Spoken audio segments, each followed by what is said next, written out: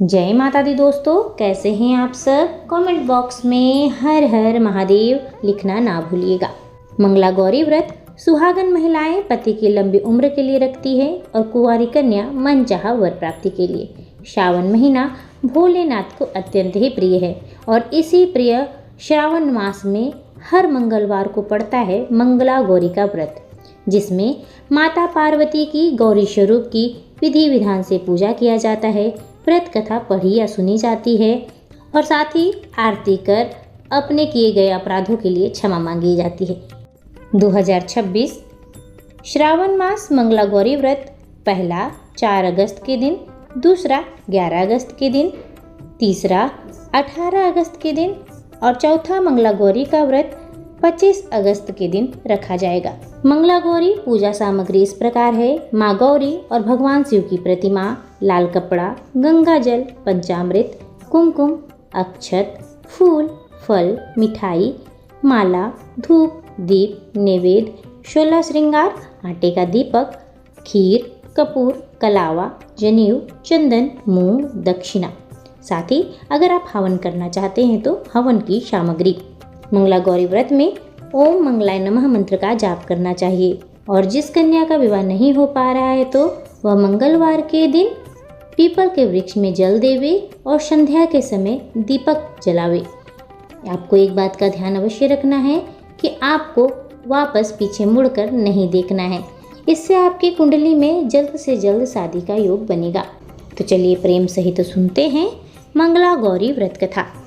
पौराणिक कथा के अनुसार एक समय की बात है, एक शहर में धर्मपाल नाम का एक व्यापारी रहता था।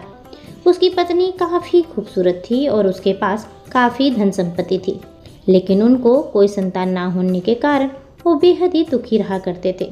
ईश्वर की कृपा से उनको एक पुत्र की प्राप्ति हुई, लेकिन वह अल्पायु था। उसे यह श्राप मिला था कि 16 वर्ष की उम्र में सांप काटने से उसकी मृत्यु हो जाएगी।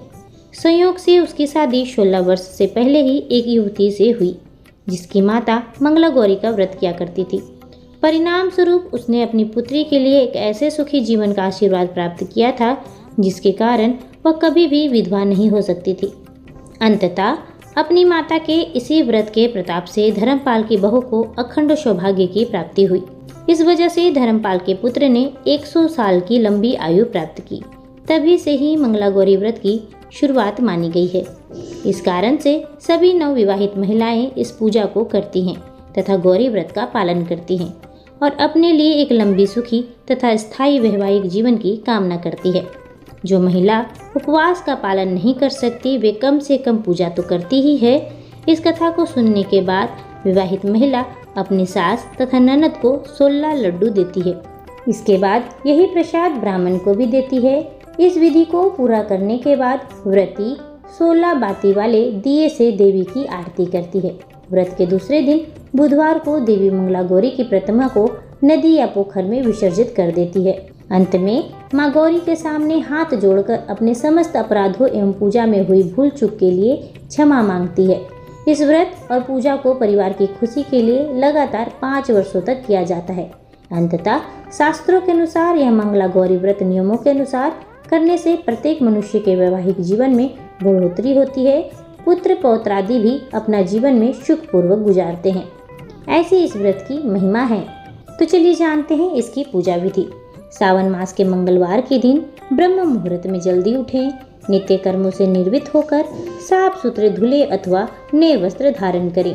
माँ मंगला गौरी का एक चित्र अथवा प्रतिमा लें, फिर निम्न मंत्र के साथ संकल्प कर लें। संकल्प करते समय कहें, मैं अपने पति, पुत्र, पौत्रों, उनकी सौभाग्य वृद्धि एवं मंगला गौरी की कृपा प्राप्ति के लिए इस व्रत को करने का संकल्प लेती हूँ। तत्पश्चात मंगला गौरी के चित्र या प्रतिमा को एक चौकी पर सफेद फिर लाल वस्त्र बिछाकर स्थापित किया जाता है। प्रतिमा के सामने एक आटे से बनाया हुआ दीपक जलाया जाता है। दीपक ऐसा हो जिसमें 16 बातियां लगाई जा सकें। फिर माता मंगला गौरी की षोडशोपचार पूजन करें। माता के पूजा के पश्चात उनको 16 मालाएं, लौंग, सुपारी, इलायची, फल, पान, लड्डू, सुहाग की सामग्री, 16 चूड़ियाँ तथा मिठाई अर्पित करें। इसके अलावा 5 प्रकार के सूखे मेवे, 7 प्रकार के अनाज जिसमें गेहूँ, उड़द, मूंग, चना, जौ, चावल और मसूर आदि चढ़ावें। पूजन के बाद मंगला गौरी की कथा सुनी जाती है। इस व्रत में एक ही समय अन्न ग्रहण करके पूरे दिन माता पार्वती की आराधना की जाती है। शिव प्रिया पार्वती को प्रसन्न करने वाला यह सरल व्रत करने वालों को अखंड सुहाग तथा पुत्र प्राप्ति का सुख मिलता है। आई होप आपके लिए वीडियो इंफॉर्मेटिव रहा हो। हर हर महादेव।